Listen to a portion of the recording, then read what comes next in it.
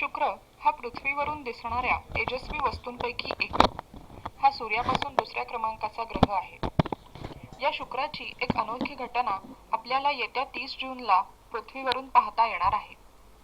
शुक्र, पृथ्वी आणि चंद्र हे 3 खेळाडू या खेळाला रंगत आणणार आहेत. चंद्राच्या नाजूक कोरीमागे शुक्र लपणार आहे आणि सुमारे 1 तास आणि 20 मिनिटांनी तो चंद्रामागून बाहेर येणार आहे. ही घटना भर दुपारी सुमारे 1 वाजेच्या आसपास घडणार आहे.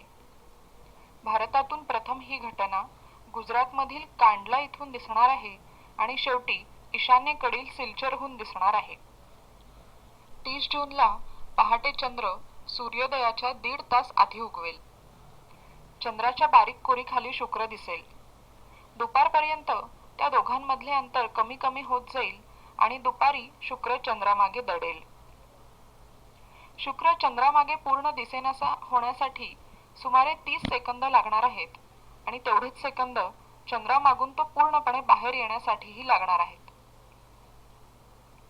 मध्यम प्रतीच्या दुर्बिणीने आपण ही घटना पाहू शकतो. मात्र सूर्य तिथे जवळच असल्याने आपल्याला डोळ्यांची काळजी घेणे अतिशय आवश्यक आहे, अन्यथा डोळे कायमचे निकामी होऊ शकतात. अशी घटना सन 1998 नंतर 2011 साली होत आहे. संपूर्ण भारतातून ही सुंदर खगोलीय घटना दिसणार आहे.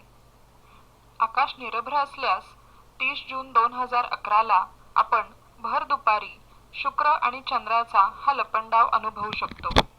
धन्यवाद.